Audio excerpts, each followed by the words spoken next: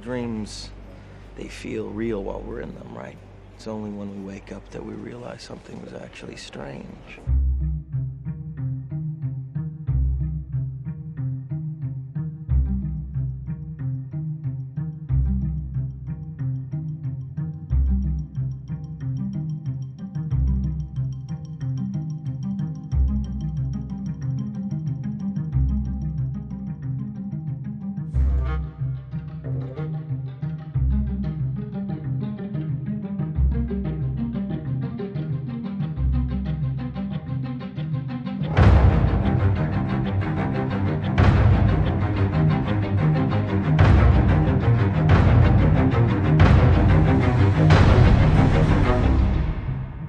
Christopher Nolan, perhaps more than any other 21st century filmmaker, is intellectually inclined toward genre experiments that are analytically engaged with the medium of filmmaking itself. His feature work spans 10 films over the last 20 years, beginning with Following, which used a pulpy noir premise to examine the mechanics of duplicity. Memento expanded upon his narrative interests by subjectively investigating the productive pathology of amnesia. Insomnia completes an unofficial trilogy of daylight noir in which haunted protagonists victimize themselves. And Batman Begins finds Nolan grafting his noir sensibilities onto the next genre he would deconstruct. The Prestige represents a logical halfway point in Nolan's development, as it's principally concerned with misdirection. The Dark Knight is an urban allegory about moral relativism, smuggled in under the guise of a comic book movie.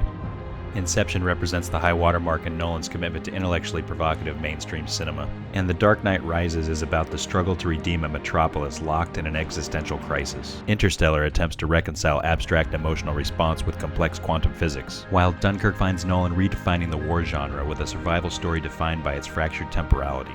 But for all of his groundbreaking efforts, it is really Inception that represents something of a creative mission statement for Nolan. It is singular in its comprehensive ability to effectively and cinematically literalize his philosophical interests in time, memory, and the artifice of filmmaking itself. At its core, Inception is about Christopher Nolan wrestling with the three epistemological tiers of the cinematic process. 1. The filmmaker behind and within the apparatus, the camera, and by extension the screen. 2. The apparatus itself, or the medium, as a means of information delivery or even ideological adjustment. And 3, the audience themselves and how their perspective can be irreversibly altered by the inception inherent to viewing something that speaks to them emotionally. His best films are, in many ways, defined by a giddy, almost fetishistic celebration of the medium itself. How the story is told almost always takes precedence over what the story is about. To butcher an old Roger Ebert quote, how it's about what it's about is what the film is about. In this regard, Inception becomes something of a Rosetta Stone for Nolan's entire oeuvre. By tapping into the metaphor of the shared dream method as a stand-in for the cognitive crucible experienced by an audience in a movie theater, Nolan finds the perfect venue by which to examine his role, relationship, and responsibility to the medium and to the audience. Inception is not just a movie about watching movies. It's about every step in the process from script to screen to audience and then back to the filmmaker symbiotically.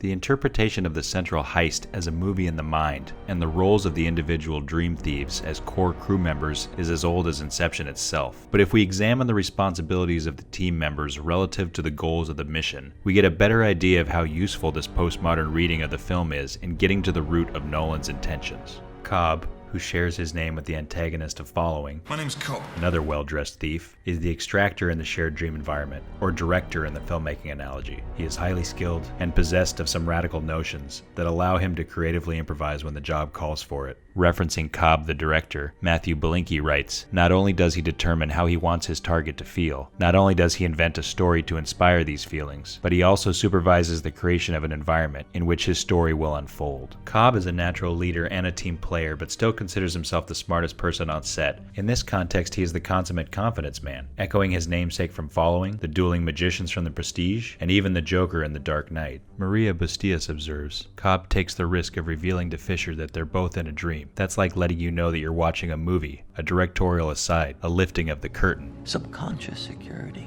In this regard, Nolan is drawing attention to one of his own favorite tricks, misdirection via candidacy, lying to the audience by distracting them with the truth. Nolan workshopped this method as is the central conceit of The Prestige, and it's one of the more impressive high-wire acts that film attempts. Nolan, through Cobb, invites the audience to examine the mechanics of the con he is attempting to pull, channeling Cobb's internal dialogue. Amresh Sinha observes, "Instead of compelling the subject to follow my ideas, I must let him think he is following his own ideas, although they are actually, and secretly, mine." Underwriting Cobb's runaway production is Saito, the tourist of the dream heist, or the de facto executive. The character appears to be Inception's commentary on the necessary evil of a financier who insists on tagging along during principal photography. But Cobb's relationship with Saito is interesting in that he is eventually required to rescue and therefore redeem Saito. Matthew Belinkie writes, "I can't help but see Saito's injury and imprisonment in limbo as Nolan's little dig at meddling suits. He can't work without them, but they should sign the checks and keep their distance." Cobb and Saito come to a place of mutual respect and collaboration that likely echoes Nolan's relationship with Warner Brothers, his corporate home.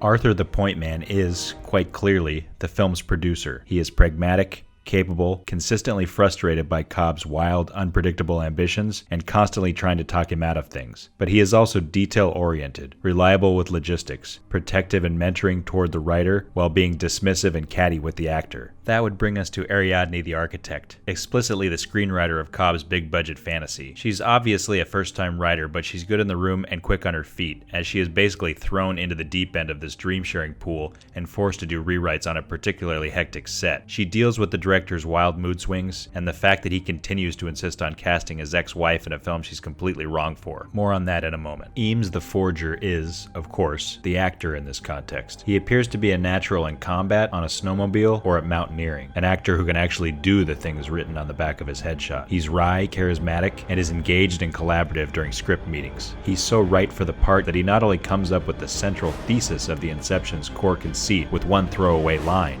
I will try this.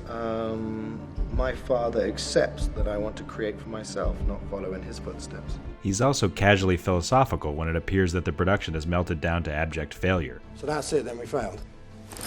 We're done. It's a shame. I really wanted to know what's going to happen in there. I swear we have this one.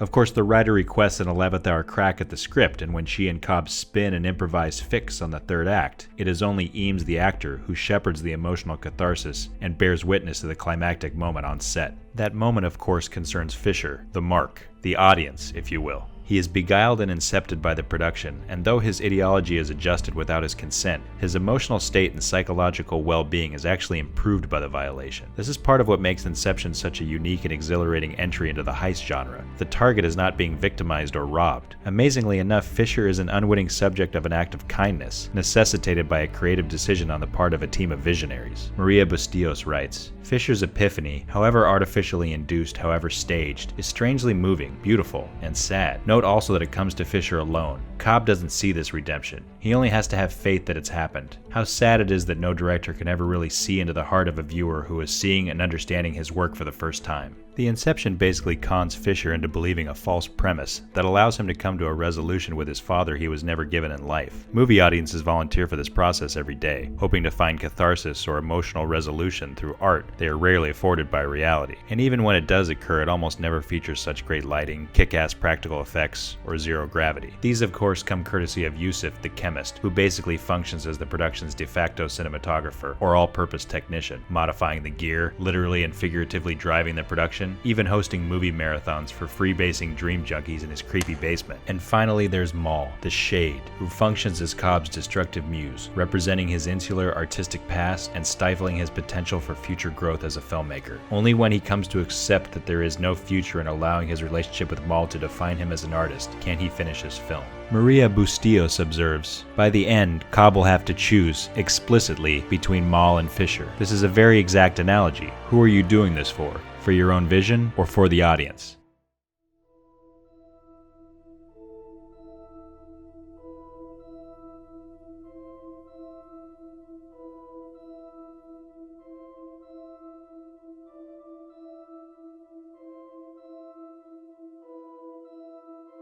Christopher Nolan's work is often described as cold, cerebral, and obsessed with moral ambiguity, often at the expense of characterization or emotional accessibility. And while these reductions are interesting from a critical standpoint, they are somewhat inaccurate, as they could be argued as intentional symptoms of a storytelling style that aspires to be a deconstructive apparatus for examining narrative mechanics and cinematic technique. His common storytelling methodology involves selecting a variation on his preferred protagonist archetype, usually an impeccably tailored 30-something male whose mastery of his craft and devotion to his profession gives him little relief from his haunted existence. This protagonist will either fail as a result of his own moral or intellectual shortcomings, as in Following, Memento, or The Prestige, or transcend by conquering his demons and discovering a deeper truth, as in Inception, The Dark Knight Rises, or Interstellar. 20 and 30-something Nolan was drawn to lone wolf protagonists whose obsession and expertise defined and alienated them. 40-something Nolan is drawn to vulnerable heroes who prioritize family, home, and finding peace. Transitional Nolan, the filmmaker who turned 40 during the making of Inception in 2010, projects himself into the character of Cobb, who is struggling to reconcile how good he is at his job and how deeply he is seduced by the creative potential of it, with how much he just wants to return home to build sandcastles with his children.